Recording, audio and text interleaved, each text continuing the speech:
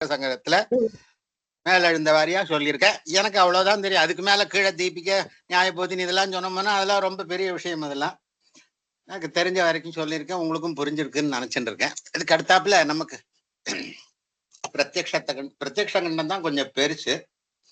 அதுக்கடுத்தாப்புல அனுமானம். அனுமானத்தை பத்தி அதை பத்தி ஒண்ணுக்கு மேல ஒரு வாக்கியத்தை சொல்லி அந்த முன் வாக்கியத்தினுடைய டெவலப்மெண்ட் அடுத்த வாக்கியத்துல சொல்லுவார். இதுதான் இந்த கிரந்தத்தினுடைய செயலியே. அனுமிதிகரணம் அனுமானம்.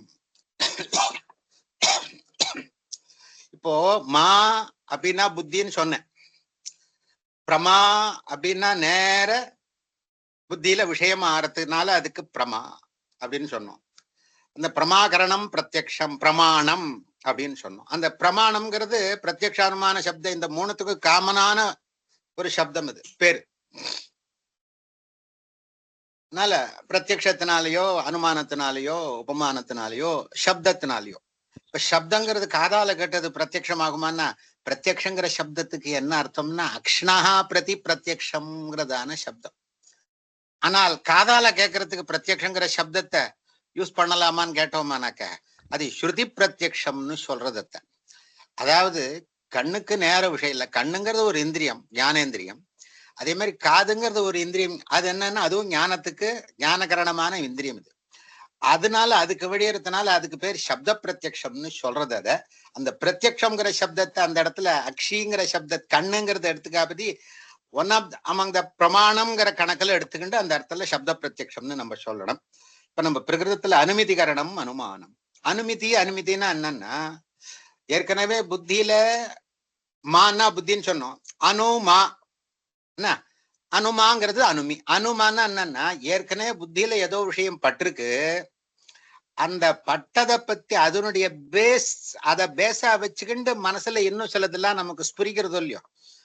என்ன நேத்தி கூட சப்தங்களுக்கு அதை ஃபாலோ பண்ணி சில புதுசான அர்த்தங்கள் நமக்கு ஆவாப உத்பாவம் பண்ணி அனலைஸ் பண்ணி அனலிட்டிக் எல்லாம் சொல்றோம் இல்லையோ. அப்படி பண்ணி நம்ம சில அர்த்தங்கள் மனசுல வாங்கிக்கிறோமோ இல்லையோ. அது கண்ணுக்கு டைரக்டா இருக்கா போனா கூட மனசுல சிலது வாங்கிக்கிறோமோ இல்லையோ. அது அனுமதி. அதனால அனுமதி கரணம் மனசுல பிரத்யக்ஷத்தினால சித்த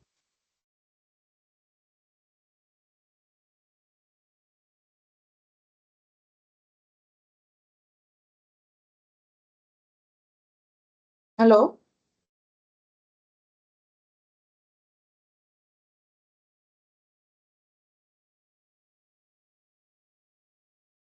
உங்களுக்கு கேக்குதா பகினி?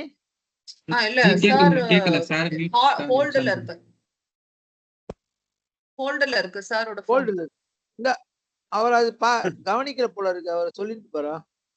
இல்ல அவர் ஏதோ கால் சொல்லுங்க. ஏதோ கால் வந்திருக்கும் அதனால தான். சரி.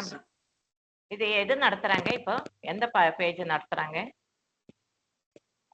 ஹலோ கேக்குறதா? 117மா 117. சரி நல்லங்க சார். அதுல த பாட்டம் மோஸ்ட். ಧನ್ಯವಾದಗಳು. ಧನ್ಯವಾದ.